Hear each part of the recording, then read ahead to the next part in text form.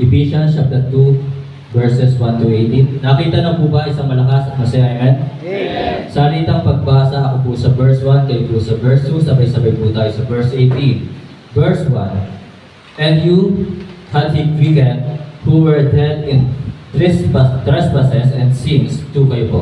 Wherein I am as you according to the impossible will, according to the means of the power of the air, the Spirit that now worketh in the children of disobedience. Among whom also we all had our conversations in times past, in the lusts of our flesh, fulfilling the desires of the flesh and of the mind, and were by nature the children of wrath, even as others. Verse 4, tayo po. But God, who is rich in mercy, for his great love wherewith he loved us, Even when we were dead in sins, hath quickened us together with Christ. By grace ye are saved. Verse 6. and hath raised us up together, and made us sit together in the heavenly places in Christ, That in the ages to come he might show the exceeding riches of his grace in his kindness toward us through Christ Jesus. Verse 8. For by grace are ye saved through faith, and that not of yourselves, it is the gift of God. Not of works, lest any man should boast then. For we are his workmanship, created in Christ Jesus unto good works, which God hath before ordained that we should walk in them. Wherefore remember that ye, being in time past Gentiles in the flesh, who are called uncircumcisions, by that which is called the circumcisions in the flesh made by hands. Verse 12. That at the time you were without Christ, being aliens from among the strangers from the covenants of promise, having no hope and without God in the world. But now in Christ Jesus, ye who sometimes were far off are made nigh by the blood of Christ. Verse 14. For he is our peace, who hath made both one, and hath broken down the middle wall of partition between us, Having abolished in his flesh the enmity, even the law of commandments contained in ordinance, for to make in himself of twain one new man, so making peace. Verse 16. and that he might reconcile both to God in one body by the cross, having slain the enmity thereby.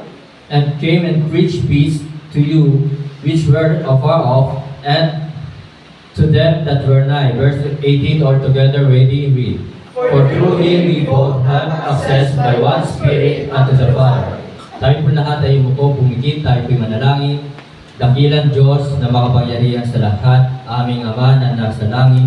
Muli kami po ay sama-samang lumalapit ngayong umaga sa inyong pong harapan, sa inyong pong mapagpiyayang trono, umaasa at nananampalataya na patuloy mo pong didigin ang aming pong panalangin, at kami po ay lumalapit, nagpapakumbaba. Humihingi po kami ng kapatawaran sa aming pong pagkukulang, mga kasalanang nagagawa laban sa iyo.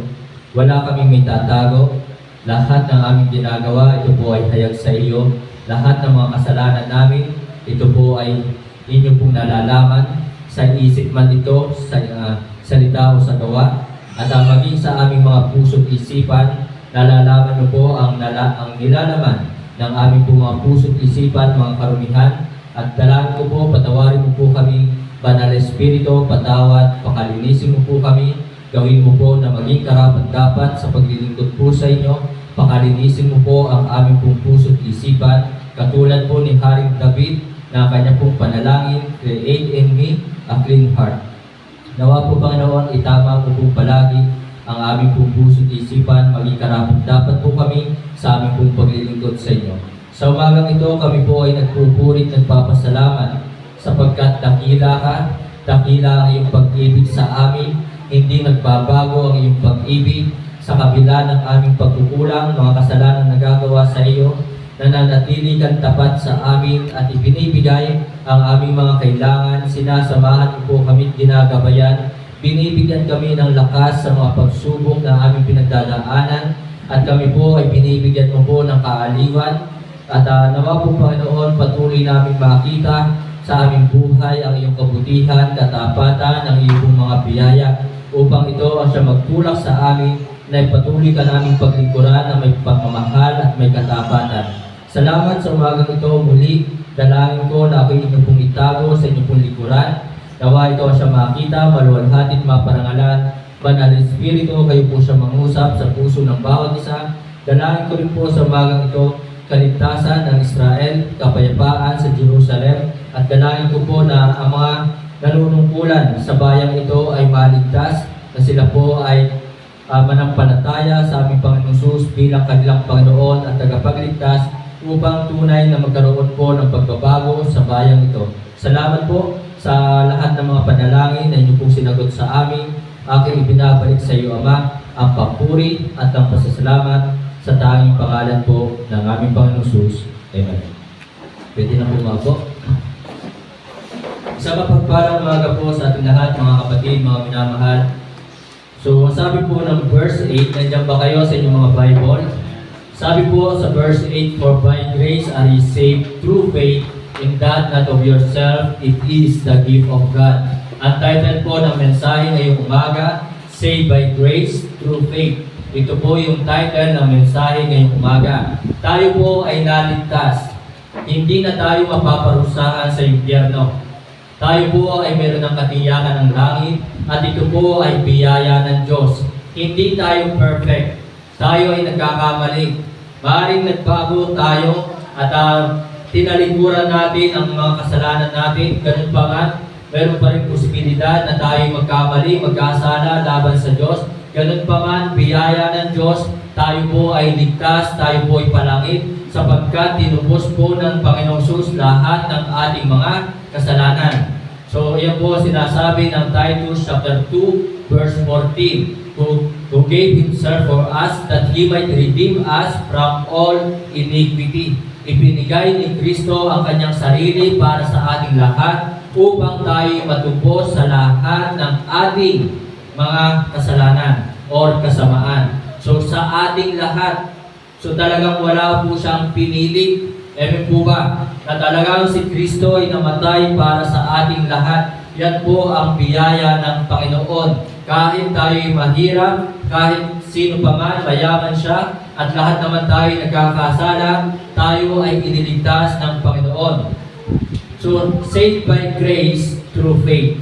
Na talagang ang kaligtasan po ay sa pamamagitan ng pananampalataya sa ating Panginoong Jesus. Na ang Panginoong Jesus ay namatay dahil sa ating mga kasalanan, nalibing at muling nabuhay. Na siya lamang ang ating Panginoong tagapagligtas, hindi gawa, kaya talaga sinabi ng verse 9, "Not of works, lest any man should boast." Hindi sa religion. Amen po ba? Amen. Ang baptist ay hindi nakakapagligtas. Si pastor ay hindi nakakapagligtas. Ang ating gawa ay hindi nakakapagligtas.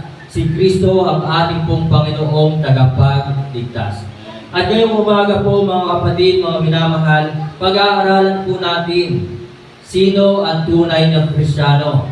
Sino ang tunay na ligtas. Baka pamaya, ligtas-ligtasan lang. Amen po ba? Tayo po'y ligtas, hindi ako nagsabi na kayo ligtas.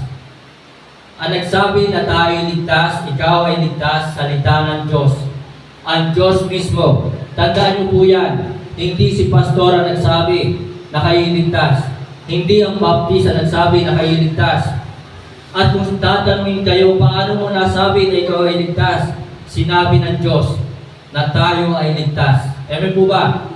Sapagkat malinaw naman po sinabi ng talata, "For by grace are ye saved through faith." Sapagkat sa biyaya tayo ay nangaligtas. Amen po ba? At ang sabi pa ng John 3:16, "For God so loved the world that He gave His only begotten Son, that whosoever believeth in Him should not perish, but have everlasting life." Kaya mga kapatid, mga minamahal, huwag nung sasabihin si pastor ang nagsabi na kayo iligtas. Ang Diyos mismo. Salita ng Diyos ang nagsasabi na tayo ay ligtas. Amen po ba? Amen. So yun po yung mga patunay na tayo po'y ligtas. Ngayon, sino ang tunay na ligtas? Ano ang dapat makita sa tunay na ligtas? Amen? So, a truly saved person, ang tunay na ligtas na Kristiyano o yung tao, mga kapatid, sabi po ng verse 12, tingnan niyo po yung Bible sa verse 12 ng Ephesians chapter 2, Verse 12. That at that time ye were without Christ, tayo ng panahon, tayo walang Kristo. Yan ang katotohanan. Nung tayo po'y hindi pa tumatanggap, wala pa tayong pananampalataya, wala tayong Kristo sa ating puso, sa ating buhay. Being aliens from the commonwealth of Israel and strangers from the covenants of promise, having no hope. So if having no hope, tayo nang hindi pa tayo ligtas, wala tayong pag-asa. Yan ang ating kalagayan. At nung tayo hindi pa ligtas, hindi natin alam saan pupunta ang ating kaluluwa. Hindi natin alam kung tayo bangay palangin. So wala tayong pag-asa. At kapag may mga pagsubok na dumarating sa atin, tayo agad ay nadi-discourage, tayo agad ay nadi-depress. Yan ang ating kalagayan dati. Amen po ba? So tayo walang pag-asa. And then sabi po dito, having no hope and without God in the world. So mga kapatid, mga minamahal, at truly saved persons are winners. Yun po ang una. Tayo po ay mga mapagtagumpay, victorious, winners. We are not losers. Sabi ng Roma chapter 8 verse 37, nay, we are more than conquerors through Him that love us. We are more than conquerors. Tayo po'y higit pa sa mga manlulupi sa pamamagitan niya na nagmamahal sa atin. Kaya mga kapatid, mga minamahal, ang tunay na ligtas ay isang taong mapagtagumpay sa buhay. Na mga pagsubok na darating sa kanya, sigurado po yun, tiyak po yun, na ito'y malalampasan. Amen po ba? We are all winners. Tandaan niyo po yan. Kaya talagang ang isang tunay na ligtas, may Kristo sa puso, may Holy Spirit sa puso, ay talagang hindi, kung daranas man yan ng depression. Kasi meron naman talagang Kristiyanong dinidepress. Pero kahit dumanas siya ng depression, mapagtatagumpayan po niya yan. He or she cannot commit suicide. Hindi niya magagawang kunin o kitlin ang kanyang buhay. Yan ang tunay na ligtas. Ano ba sabi ng 1 Corinthians 10:13? Tingnan niyo po, ito po ay pangako sa ating mga mananampalataya. Pangako doon sa mga anak ng Diyos. Sapagkat ang 1 Corinthians chapter 10 na ito, o itong book of Corinthians, ito po ay sulat ni Pablo sa mga mananampalataya. Amen po ba? Kaya mga kapatid, mga minamahal, advantage natin na tayo ay ligtas, mayroon tayong Kristo sa ating puso. Tingnan niyo po ang talata ng verse 10:13. Mga kapatid, buksan niyo yung Bible. There had no temptations. Ito pong temptations na binabanggit dito, ito po yung pagsubok. Or sabihin na natin, iyan na yung mga difficulties, depression, mga disappointment mo sa buhay, sama-sama na po yan. There had no temptations taken you that such is as is common to man. So lahat ng tao sa mundong ito, kapatid, ay dumaranas ng pagsubok, iba't ibang uri ng pagsubok. Walang taong walang problema o pagsubok. At ito po ay binigay sa atin, but God is faithful. Tapat ang Diyos. Malinaw, sinabi po dito, tapat ang Diyos who will not suffer you to be tempted, na hindi niya tayo susubukin ng higit sa ating kakayanan. Amen po ba? Amen. Kaya ang pagsubok, kung ito'y darating sa ating pong buhay, kaya natin to. Sapagkat malinaw ang talata, ang salita ng Diyos, hindi ito higit sa iyong kakayanan. So malinaw na sinasabi, kaya mo yan, mapagtatagumpayan mo to. Amen? So God is faithful, who will not suffer you to be tempted above that ye are able. Above that ye are able, but will with the temptations also make a way to escape, and ye may be able to bear it. Kaya natin to. Amen po ba? Ito yung ating bentahe, ito yung ating advantage doon sa mga unbeliever, doon sa mga ungodly. Kaya mga kapatid, mga minamahal, I believe doon sa isang taong ligtas, sa isang tunay na Kristiyano, he or she cannot commit suicide. Amen? Kaya mga kapatid, sana kung makikita nyo man yan sa mga Facebook, yung mga ganyang bagay, huwag nyo nang share yan. Nakikiusap po ako sa inyo, huwag nyo nang share yan. Baka isipin kasi ng ibang tao, okay lang pala yun. Amen po ba? Okay lang pala yun. Na kapag may problema ka, kapag kaaway mo ang iyong biyanan, okay lang pala yun. Diba? So mapalat talaga si Adan, wala siyang biyanan. Si Eva, walang biyanan. So maging kaaway man ang biyanan, so yan ay malalampasan. Yung mga depression na yan. So mga kapatid, ako'y nakikiusap, sana ang inyo na lamang i-share sa inyong Facebook ay salita ng Diyos. Amen po ba? Amen. Salita ng Diyos, i-share ninyo na si Kristo ay nagliligtas. I-share po natin yung ating pananampalataya. So malinaw po mga kapatid, sinabi ng Bible, hindi ito ibibigay sa atin ng higit sa ating kakayanan. Ano pa sabi ng talata? Philippians 4:13.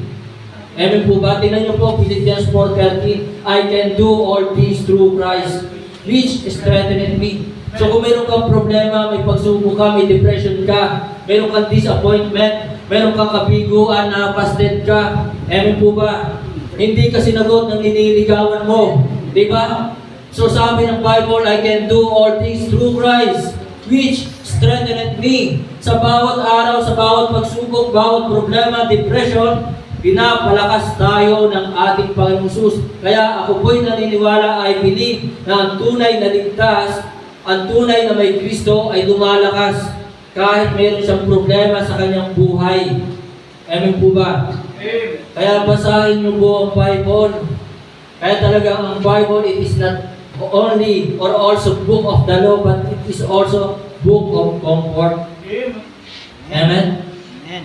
So yung po mga kapatid, I can do all things through Christ, which strengtheneth me. And then, balikan po natin ang Ephesians chapter 1. Ano sabi po ng Ephesians chapter 1 verse 13? And then ang Galatians 4:6. Sabi muna dito sa verse 13 mga kapatid, tingnan nyo po yung pong Bible. Kaya napakapalad po natin. Sabi dito, in whom ye also trusted, after that ye heard the word of truth, pagkatapos nating marinig yung salita ng katotohanan, the gospel of your salvation, ang ebanghelyo ng iyong kaligtasan, yung pagkamatay, pagkalibing at muling pagkabuhay ng ating Panginoon Hesus. Yan po yung gospel, or sabi nga ni Brother Luis, good news, mabuting balita. Amen po ba? Nasabi pa po dito, in whom also after that ye believe, pagkatapos nating manampalataya, ye were sealed with that Holy Spirit of promise. Ang banal na Espiritu nasa sa ating puso. Tinatakan tayo ng banal na Espiritu sapagkat kayo mga anak ay sinugo ng Diyos ang Espiritu ng kanyang anak sa ating mga puso na sumisigaw, Aba, Ama. Kaya mga kapatid, ikaw na anak ng Diyos ngayon, ikaw na sumampalataya kay Kristo, mapaglalabanan mo, mapagtatagumpayan mo ang pagsubok. You are winners. We are winners. Amen? Ano bang role? Tingnan natin, ano yung role ng Holy Spirit sa buhay natin? Siya ba'y nandyan lang sa puso mo? Di ba? Na yan ba'y matutulog lamang sa puso natin? So kahit yan po'y nandito sa puso natin, malaki po ang role na ginagampanan ng Holy Spirit. At sana, sa ating prayer, ating ipag-pray na tayo'y puspusin ng banal na Espiritu. Kaya nga sabi ng Ephesians 5:18, be filled with the Holy Spirit. Mapuspos tayo ng banal na Espiritu. Sapagkat ang ibang Kristyano, maaari na sa kanya ang banal na Espiritu, pero hindi nakakapaghari ang banal na Espiritu sa kanyang buhay. Kaya mga kapatid, kapag magpe-pray, sana hayaan natin ang Holy Spirit kumilos sa ating buhay. Siya yung maghari sa atin upang mga kalooban ng Diyos ang ating masunod. Amen po ba? So ang role po ng Holy Spirit, John 14:16. Kaya talagang malaki ang ating pong advantage na mapaglalabanan at mapagtatagumpayan, na hindi natin magagawa na kunin ang buhay na ito. Ang sabi po ng John 14 verse 16 and 26, nandiyan ba kayo sa inyong mga Bible? So sabi po ng Bible sa John 14 verse 16, and I will pray the Father. Ang Panginoong Jesus ay nagpe-pray. Kaya sana lahat ng Kristiyano ay nagpe-pray din. Nakakaya naman sa Panginoon, siya ay nagpe-pray, tapos tayo ay hindi. I will pray the Father, and He shall give you another comforter. Na ang prayer ng Panginoon Jesus, bigyan tayo ng mag-aaliw sa atin. Sapagkat ang Diyos natin, ang Panginoon Jesus, ay all-knowing. Alam ng Diyos na sa mundong ito, habang nabubuhay tayo sa mundong ito, habang tayo narito sa mundong ito, daranas tayo ng depression, daranas tayo ng pagsubok, daranas tayo ng kahirapan, daranas tayo ng kabiguan. Kaya ang Panginoon Jesus ay nanalangin na tayo ay bigyan ng comforter, mag-aaliw. Amen po ba? So ang role ng Holy Spirit sa ating buhay, He is our comforter. Ang banal na Espiritu ang ating mga aaliw. Kaya yung mga kaligayahan sa mundong ito ay huwag mong hanapin sa mga bagay sa mundong ito. Kay Kristo matatagpuan ang tunay na kaligayahan. Sa salita ng Diyos, matatagpuan ang tunay na kaaliwan. Amen po ba? Hindi sa boyfriend, hindi sa girlfriend, hindi sa mga palabas ng mga komedyante. No? Ang dulot lamang ng mga bagay na yan ay pansamantala. O, manood ka ng comedy ngayon. Ngayon, masaya ka. Pero pamaya, manood ka ng drama, malungkot ka na rin. Diba? Iiyak ka na. O, yun ang dulot ng mundong ito. Kaya ang tunay na kaaliwan ay nasa salita ng Diyos, nasa Panginoong Jesus, nasa banal na Espiritu. Amen po ba? So yun po ang role. So sabi pa po ng verse 26, tingnan nyo po. He, sa John 14 verse 26, but the Comforter, which is the Holy Ghost, whom the Father will send in my name, He shall teach you all things and bring all things to your remembrance whatsoever I have said unto you. Kaya napakapalad natin. Meron tayong mga aaliw. Kaya kahit hindi mo kasama lagi ang iyong mahal sa buhay. Amen po ba? Hindi ko naman sinasabing okay lang na huwag na makakasama yan. Masaya na ako. O hindi okay lang pala mag-isa. No. Hindi naman tayo nag-iisa. Kasama natin ang Diyos. Amen po ba? Amen. So, pansamantala, daranas tayo, mapalayo tayo sa ating mahal sa buhay. Pero ganun pa man, meron tayong comforter na mag-aaliw sa atin. At kung hindi man pansamantala, na talagang totally iwanan tayo ng ating mahal sa buhay, kasi darating yung araw, mamamatay. Yan ang katotohanan. Talaga namamatay ang tao. Maraming tao umiiyak. Pero tayo bilang mga Kristiyano, nandun na rin yung ating kagalakan kung mamatay man ang ating mahal sa buhay, lalo't higit kung ang tao ito, kung itong ating kapatid na ito, or kung ang ating mahal sa buhay na ito ay tumanggap kay Kristo, nanampalataya kay Kristo, nandoon na yung ating kagalakan, siya ay nasa langit, kapiling na niya ang Panginoon. Amen po ba? Mapalad pa nga yun eh. Kasi hindi na siya daranas ng kahirapan pa. Kasama na niya ang Panginoon. Kaya ang tawag doon, promotion. Amen po ba?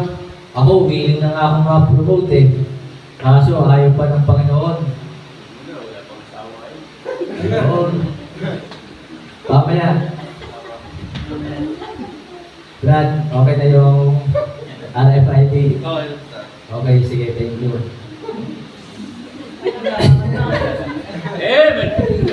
Okay. Yan.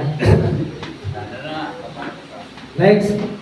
So, we are winners because of the Holy Spirit. The Holy Spirit is our comforter. And then John 14:26, ano sabi po dito? Sa verse 26, but the Comforter, which is the Holy Ghost, whom the Father will send in my name, He shall teach you all things, and bring all things in To your remembrance, so mga kapatid, the Holy Spirit is our coach.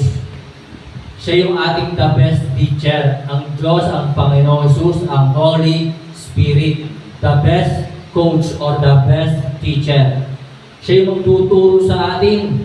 Gagabayan tayo sa mga bagay na dapat natin gawin upang ang mga pagsubok na ito, depression na ito, ay ating malampasan at mapagtagumpayan. Amen po ba?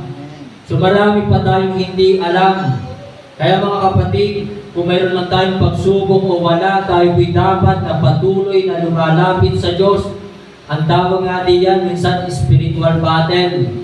So kung mayroon man tayong spiritual battle, hindi solusyon na ikaw ay lumayo. Hindi solusyon na huwag ka na magbasa ng Bible. Hindi solusyon na ikaw ay umalis sa ministry. Hindi solusyon na pabayaan ang pagsamba. Kaya mga kapatid, mga minamahal, may pagsubok o wala, tayo dapat patuloy na maglingkod sa Diyos, sumamba, mag-aral, makinig ng salita ng Diyos. Amen po ba? So, the Holy Spirit is our coach and our counselor. Tingnan niyo po ang John 16:13. John 16:13. Howbeit, when He, the Spirit of truth, is come, He will guide you. So, nandoon ang gabay. Nandoon ang pagbibigay sa atin ng advice. Ganito yung gawin mo, hindi iyan. Nandoon yung pagkilos. Kaya sana minsan sa inyo pong buhay lagi ko naman po sinasabi sa inyo na nakita ko na ang pagkilos ng Diyos, ng Holy Spirit sa akin. Ang isang patutuo ko, nung ako pinaghahanap ng Christian Church, wala akong pakialam sa mga pangalan ng Christian Church at hindi ako naghahanap sa Google. Ngayon lamang ako nagsisearch sa Google kapag ako nag-aaral ng salita ng Diyos kung bakit nasasabi ko sa inyo yung mga distance, yung layo na mga pinagmulan ng ating Panginoong Jesus from Galilee to Jordan. Iyon po ay sinearch ko sa Google. Bakit nalaman ko yung percentage ng bestseller books in the world? Sinearch ko po yun sa Google. So ngayon lang ako nagse-search sa Google. Pero noong pong hindi pa ako nagse-search sa Google, naghahanap ako ng Christian Church. Ang Holy Spirit ang nagbigay sa akin. Nagsabi sa akin, puntahan mo ang iyong kumparing Marvin. Yun ang sinabi ng Holy Spirit sa akin. Puntahan mo ang iyong kumparing Marvin. At ang sagot ko ay, oo nga pala, si paring Marvin nga pala, may Christian Church na sinisimbahan. So nandun ako sa Lunong Kasto, yung araw na yon. So aking ibinali ang motor, punta ako sa Rusi, kay Brother Marvin, pre, di ba mayroong mga Christian Church na sinisimbahan? Samahan mo naman ako kahit anong beses lang. So ang sagot niya, pare, hindi na kami dito sa Nagpulok, dito na kami kay Pastor Sosa. Ang sagot ko, walang problema, basta Christian Church yan. Katulad ng eunuch, pupunta ng Jerusalem. Diba? Kita ng Diyos, yung eunuch nag-iisa. At kita ng Diyos, alam ng Diyos, naghahanap o sasamba. Pupunta sa Jerusalem. Sasamba sa tunay na Diyos, sa buhay at makapangyarihan Diyos. Kaya nga naman ng Diyos, sinugo si Philip, inutusan si Philip, puntahan mo, salubungin mo. Kaya nga naman, anong nangyari? Naligtas yung eunuch. Ganon din ang nangyari sa akin. Naligtas. April 11, 2014, Friday, 3 p.m. Nung ako ay tumanggap kay Kristo, nanampalataya kay Kristo bilang Panginoon at tagapagligtas. So mga kapatid, mga minamahal, nandyan ang Holy Spirit, our comforter, our coach, our counselor. Romans chapter 8, verse 14. Tingnan niyo po yung Bible, buksan ang inyong Bible para hindi kayo antukin. Sana'y sinusulat ninyo ang mga mensahe, mga talata, upang hindi ninyo pong balikan, sapagkat sigurado, pagdating bukas o pamaya, pag-uwi ninyo sa bahay, limot nyo na. Tama ba? Yan ang ating sakit. Ang sakit natin ay makakalimutin tayo. So, buhay pa yung aking notebook. I think nandito pa yun yung notebook ko. Nung ako ay member pala ako sa library, na talagang bawat preaching, sinusulat ko, preaching ni Pastor Sosa, preaching ni na Pastor Tan, preaching ni na Brother Jerry, kasama pati jokes, sinulat din pati jokes, hindi ko naman nagagamit. Okay? So, Roma chapter 8, verse 14. Sabi po ng verse 14, mga kapatid dito, sabi po dito, nandiyan ba kayo? Say amen? Amen. For as many as are led, so tayo pinapangunahan, ginagabayan by the Spirit of God, ng Espiritu ng Diyos, they are the sons of God. Kaya mga kapatid, mga minamahal, anumang depression ang darating sa atin, anumang pagsubok, trials, kaya po natin ito. Amen. We are winners. Ang Diyos mismo, salita ng Diyos ang nagsasabi, kaya natin to. Amen? Kaya mga kapatid, hindi ako naniniwala na sa tunay na ligtas ay magagawa niya na pawiin or kidliin ang kanyang buhay. The Holy Spirit empowered us. Binigyan tayo ng kapangyarihan na ito'y ating mapaglabanan, mapagtagumpayan. The Holy Spirit encourage us na tayo ba'y talagang ini-encourage, binibigyan tayo ng lakas ng loob sa pamamagitan ng kanyang salita. The Holy Spirit, our God, and also the Lord Jesus Christ enable us, binibigyan tayo ng kakayanan. Amen po ba? So mga kapatid, mga minamahal, kaya sana ang ating share na lamang po sa ating Facebook ay salita ng Diyos. Kasi baka isipin ng ibang tao, okay lang pala yun.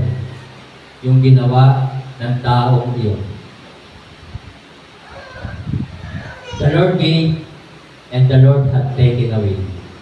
Ang Panginoon ang nagbigay nito, ang Panginoon din ang kukuha po nito. Blessed be the name of the Lord. Kaya mga kapatid, mga minamahal, ibahagi natin si Kristo bilang Panginoon tagapagligtas. Then next, balikan po natin ang Ephesians chapter 2, verse 19. So, a truly saved person, not only a winner, but also, ano sabi po ng verse 19 ng Ephesians chapter 2, verse 19. Tingnan niyo po. Now therefore, ye are no more strangers and foreigners. Mga kapatid, hindi kayo stranger dito. Kayo po'y welcome dito. Kaya sana, huwag ninyong isipin na kayo po ay hindi welcome. Amen po ba? Tayo po ay member dito. At kahit na hindi po member, talagang welcome po dito eh. Amen po ba? Kaya huwag natin isipin hindi tayo welcome dito. So now therefore, ye are no more strangers and foreigners, but fellow citizens with the saints and the household of God. And then Philippians chapter 2, verse 13 to 15, tinampunin nyo. Philippians chapter 2, verse 13 to 15. So ano makikita natin sa tunay na ligtas? Verse 13, for it is God which worketh in you. Ang Diyos ang kikilos sa atin. Nakikilos ba ang Diyos sa inyo? And then sabi po dito, both to will and to do of His good pleasure. Do all things without murmurings and disputings. Kaya mga kapatid, kung tayo po'y gagawa dito, kung tayo'y maglilingkod, kung tayo'y sasamba, kung tayo'y makikinig ng salita ng Diyos, huwag tayong pulong-pulong o nagre-reklamo, walang pagtatalo. Then verse 15, that ye may be blameless and harmless, the sons of God without rebuke, in the midst of a crooked and perverse nations, among whom ye shine as lights in the world. So pangalawa, be a worker. Ang tunay na ligtas ay worker. Gumagawa sa gawain ng Panginoon. Hindi yung walang pakialam sa gawain ng Panginoon.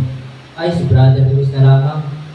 Kaya na yan ni Brother Luis pag social leader. Ay, kaya na yan ni Brother Luis pag tuturo sa amin. Siya na lang yan. Ay, si Sheena na lamang tutugtog. Siya naman ang magaling eh. Ganun ba? Ay, Sila na lang umatid pa ng hapon, hindi na ako. So ang tunay na ligtas, mga kapatid, mga minamahal, nagiging worker. So inaasahan po ito sa atin ng Diyos na tayo ay gumagawa po dito sa church. Kumikilos tayo na mayroon tayong malasakit sa gawain ng Panginoon. Hayaan na lamang si Brother Edwin ang turo sa choir. Sila na lamang ang umawit sa choir. Sila naman ang may magandang boses. Ganun ba? So mga kapatid, ang tunay na ligtas ay nagiging worker. Amen? Gumagawa sa Panginoon. Naglilingkod sa Panginoon. Yun ang tunay na ligtas. So mga kapatid, mga minamahal, kung wala tayong gagawin sa gawain ng Panginoon, halimbawa, si Brother Luis na lang, si Brother Luis ang pagpapalain. At kung tayo tatamad-tamad sa gawain ng Panginoon, hindi tayo pagpapalain. Kasi malinaw po ang sabi ng Bible sa Hebrews 11 verse 6.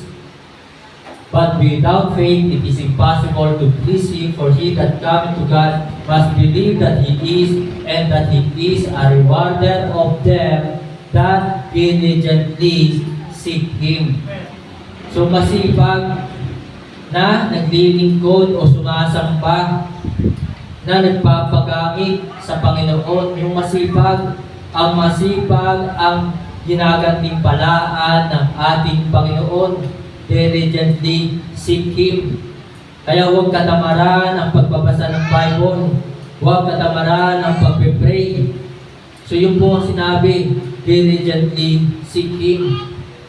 So yung masipag, so mga kapatid, mga minamahal, ang tunay na ligtas ay nagiging worker. So, worker sa church. So, sana mga kapatid, tayo po ay maging worker po dito. At kung tayo po ay worker, lahat tayo ay worker, sana do all things without murmurings, without disputings. So, huwag na tayong bulong-bulong, huwag tayong reklamo ng reklamo. Ang tagal naman pastor mag-preach. Diba? So mga kapatid, inaasahan tayo as worker na tayo ay gagawa doing good works, na patuloy tayong gagawa ng mabuti sa ating kapwa. Kahit hindi tayo ginagawa ng kabutihan, ginagawa tayo ng masama ng ating kapwa, so patuloy tayong gagawa ng kabutihan. So ang worker ay patuloy na gumagawa ng good works, doing good works, and we as worker, we are doing God's will. Gumagawa tayo ng kalooban ng Diyos. So ano yung mga bagay na ating ginagawang para sa Diyos? Hindi pwedeng sa kapwa lang tayo gagawa, doon sa ating kapwa. Kailangan kung tayo gumagawa ng kabutihan sa kapwa, meron din tayong ginagawa para sa Diyos. Amen po ba? Amen. Kaya kung titingnan ninyo ang 10 utos, yung una hanggang sa ika-4 na utos ng Diyos, yun ay para sa Diyos. Amen po ba? At yung ika-5 hanggang ika-10 utos, yun ay para sa tao. Kaya ang 10 utos ay nahati sa dalawa. Thou shalt love the Lord thy God with all thy heart, with all thy soul, and with all thy mind. This is the first and greatest commandment. And then the second is like unto it, thou shalt love thy neighbor as thyself. So doon po nahati. Kaya mga kapatid, yung good works ay para sa ating kapwa. Yung God's will, ano yung God's will? Ano yung kalooban ng Diyos na ating nagagawa na para sa Diyos? Kaya mga kapatid, mga minamahal, we as worker, dapat suriin natin ang ating sarili. Nasusunod ba natin ang mga kalooban ng Diyos? So, isa sa kalooban ng Diyos na huwag nating pabayaan ang pagsamba. Amen? So, we as worker, we are doing Great Commission. Nagagawa ba yung Great Commission? Go, sabi dito, go ye therefore and teach all nations, baptizing them In the name of the Father, and of the Son, and of the Holy Ghost. So ito po ay tungkulin nating lahat. Hindi po yan mahirap gawin. Hindi po yan burden. Masarap nga po mag-akay ng kaluluwa. Amen po ba? Maaaring mahirap sapagkat talaga ang hirap akayin ng tao sa Panginoon. Ang hirap akayin ng tao patungo sa bahay ng Panginoon. Pero ganun pa man, salamat sa ibang mga kapasturan, sa ibang mga kapatiran, hindi tumigil, hindi tuminto sa pag-aakay ng kaluluwa. Salamat doon sa mga worker na talagang kahit maliit ang support, ay hindi sila tumigil. Sa Asian Baptist Church, pinapastorador, magkano ang support ng worker? 50 pesos or 150. Parang something like that. 150 or 50. Ganon ang support ng worker doon. Ako nagpapasalamat na ang support ko sa Lemery 1.3. Sabihin na natin 1,000, naging 1.3. Yung 300 kasi nagtuturo sa Bible Institute. Napunta ng Monday para magturo. So, maaaring sa inyo, kung titignan nyo po yun, kung kukumputin ninyo, kulang. Kaya nga hindi makapaligaw. Di ba? Kaya bayad ng ligaw. Ay malayo. Ay maglalakad. Gasolina. Pwede ba makihits na lang? Mahirap naman kung sa malapit. Kung hindi naman tumitibok ang puso. Kailangan nyo talagang mahal. Okay. Hindi naman turuan. Pwede turuan. Eh, hindi ba turuan eh? Alas pingas ang kailangan ay. Okay, tuloy tayo. Naririnig kayo dyan. So mga kapatid, mga minamahal, ang worker ay talagang doing good works, God's will, and great commissions. So tayo po ay worker. Inaasahan na tayo po ay maging worker ng Panginoon. At ang sabi po ng Bible sa 1 Corinthians 15:58, sabi po diyan, therefore, my beloved brethren, be steadfast, unmovable, always abounding in the work of the Lord, for as much as you know that your labor is not in vain in the Lord. Kaya mga kapatid, ano man ang ginagawa natin dito sa Panginoon, hindi ito mawawala ng kabuluhan. Lahat iyan ay gagantihan ng Panginoon. And kung lalo na kung masipag ka, di ba? Kung tayong masipag, ay di lalo na ang pagpapala ng Panginoon. Ganun din sa tahanan, di ba? Kapag ang isang anak ay masipag, ay napakadaling bigyan kapag humingi. Ma, pahingi ako dyan 50 pesos. O ito, dahil masipag ka. Di ba? So, madaling bigyan. So mga kapatid, ang tunay na ligtas ay worker. Pangatlo, sana kung tayo po'y worker, mga kapatid, nandoon yung ating forbearance, yung ating pagtitiis, yung ating pasensya ay dapat ay humahaba. Kaya nga sabi ng Bible, long suffering. Wala namang short suffering. Meron ba kayo nabasang short suffering sa Bible? Wala. Ang sabi talaga ay long suffering. Kaya nga bilang worker, dapat meron tayong forbearance, forgiveness, meron tayong pagpapatawad, lagi tayong nagpapatawad. Amin po ba? Kristiyano tayo, dapat tayo nagpapatawad. Kristiyano tayo, mga anak tayo ng Diyos. Ang Panginoon ay laging nagpapatawad sa atin, paulit-ulit siya nagpapatawad. Kaya ganoon din po ang ating gawin, na tayo ay paulit-ulit din magpatawad sa ating kapwa. Amen? Fidelity, dapat tayong tapat. Colossians chapter 3, tingnan po natin ang ating pong Bible sa Colossians 3, verse 13. Sabi po dito sa verse 13, forbearing one another and forgiving one another. If anyone have a quarrel against any, even as Christ forgave you, so also do ye. Kung paano tayo pinatawad ni Kristo, ay ganun din ang ating gawin. So yun po mga kapatid, mga minamahal, ang worker ay dapat mayroong forbearance, forgiveness, and fidelity. Last, verse 2, Ephesians chapter 2, verse 2 and 21. Ano po yung makikita po natin dito? Verse 2 ng Ephesians. So not only winner, worker, but also, verse 2 sabi po dito, tingnan niyo po yung Bible. Sa verse 2. Wherein in time past, nung panahong una, ye walk according to the course of this world. Tayo ay nabubuhay ayon sa lakad ng mundong ito. Nung panahong una, nung hindi pa tayo ligtas, sisimba lang tayo kung kailan natin gusto. Sisimba lang tayo kapag birthday natin. Sisimba lang tayo kapag meron tayong bagong sapatos. Sisimba lang tayo kapag meron tayong bagong damit. Pumapasok lang tayo sa simbahan kapag tayo ninong sa kasal, or ninong sa binyag, or abay tayo sa kasal. Yan ang ating nature. So mga kapatid, tuloy po natin ang verse 2. According to the course of this world, according to the prince of the power of the air. So alam niyo po, ito yung device ng ating kaaway. Ginagamit niya yung sabi dito, prince of the power of the air. So yung gadget ang ginagamit ng kaaway. Ang galing ng kaaway natin, di ba?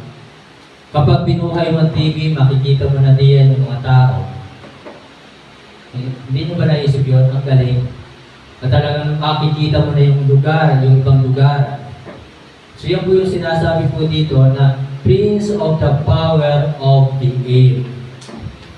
Sa cellphone, o isang pindot mo lamang, matatawagan mo na. Diba? Paano nangyari yun? So sobrang high-tech na ng ating technology ngayon. At ngayon, mayroon na mga robotics na talagang ang tao ay ginagawa ng robot. So sobrang high-tech na.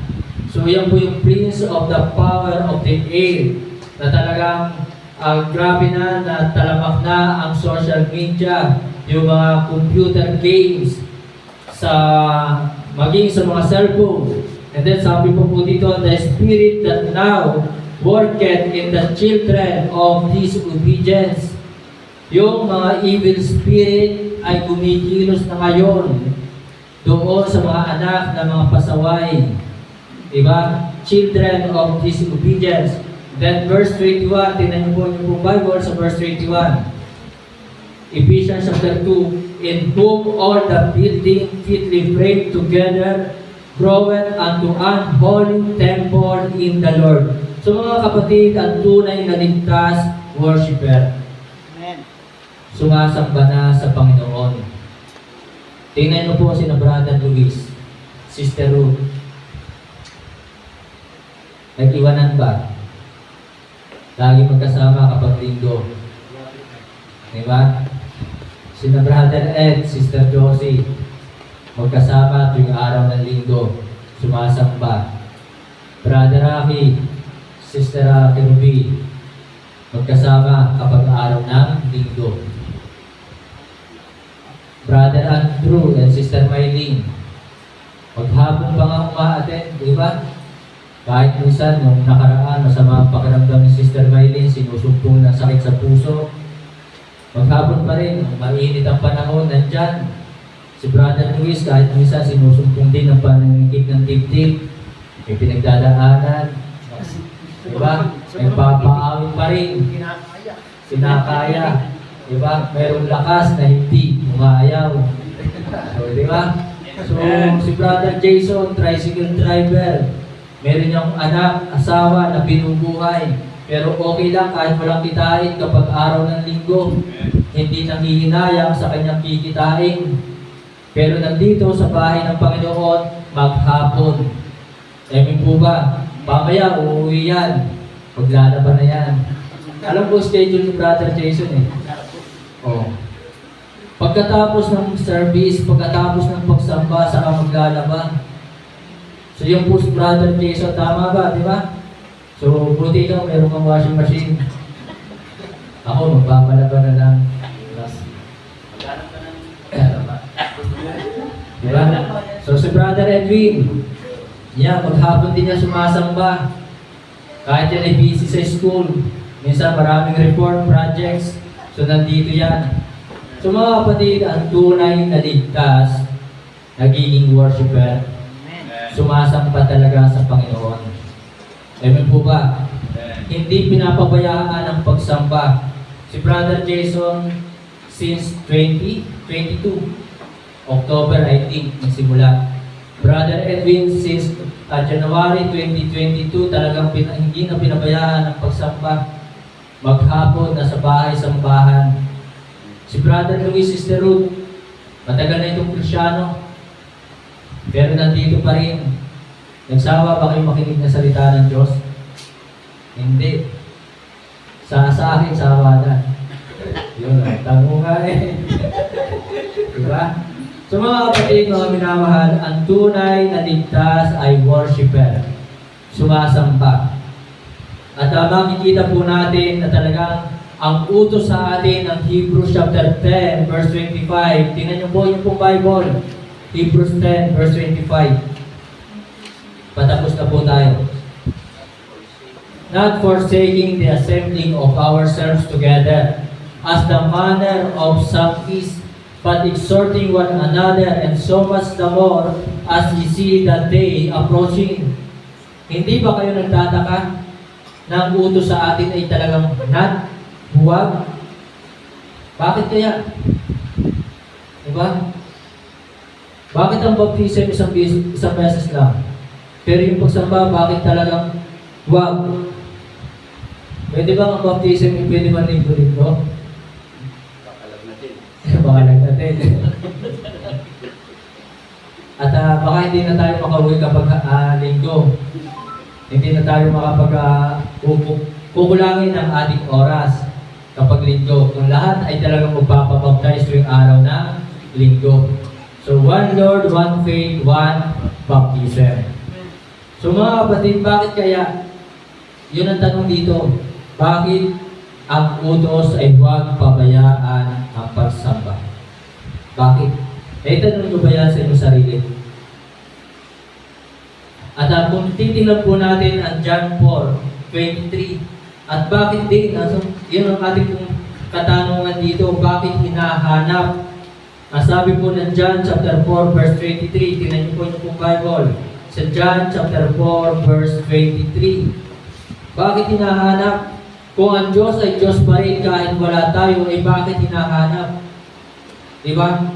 Kung ang Diyos ay Diyos pa rin kahit hindi tayo sumamba, bakit ipinag-utos na huwag pabayaan ang pagsamba? So sabi po ng verse 23, but the hour cometh, and now is when the true worshipers shall worship the Father in spirit and in truth, for the Father seeketh such to worship Him. Bakit tayo hinahanap? Bakit ipinag-utos na huwag pabayaan? So mga kapatid, mga minamahal, sa akin lang pong palagay, bakit utos sa atin huwag pabayaan ang pagsamba? Sapagkat doon nga po, yun yung way ng Diyos para tayong pagpalain.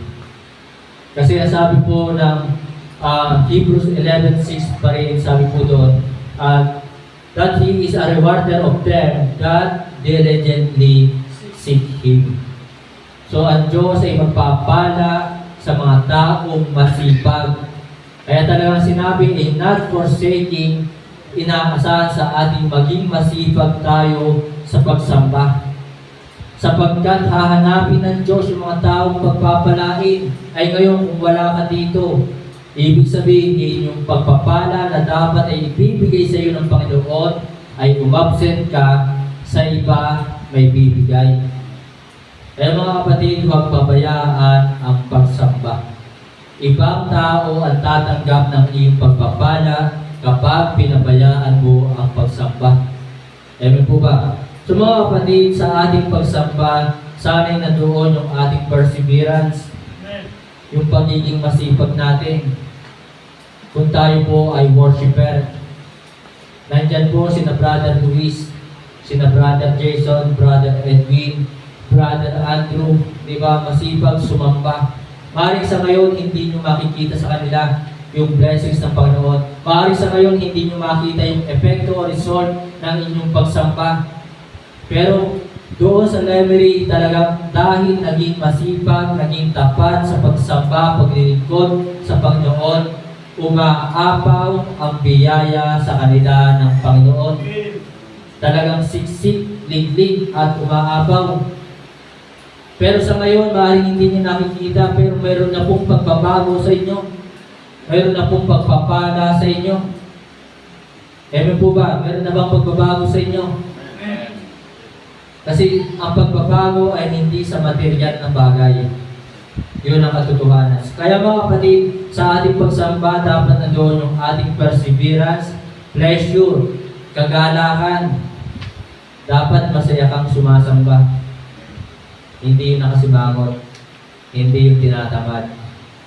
Amen po ba? Tapik-tapikin nga. Kaya dapat, ang pagsamba ay pinaghahandaan. Kasi bakit yung iba ay tuwan-tuwa? Bakit ang iba ay masaya? Pero bakit ikaw ay hindi? Napansin nyo ba? Napansin nyo ba sa inyong sarili? Bakit yung iba masaya?